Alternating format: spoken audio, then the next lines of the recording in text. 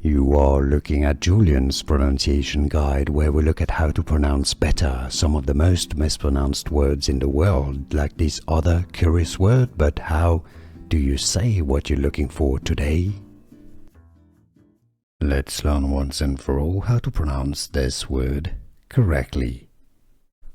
If you want to learn more vocabulary in English, stay tuned. I've got more videos for you pronounced in English as liquidity, from the word liquid. English pronunciation, British English and American English pronunciations are similar as liquidity. Liquidity. The American English pronunciation, how it's pronounced in the US, will usually use a flap T that sounds like a D. Liquidity.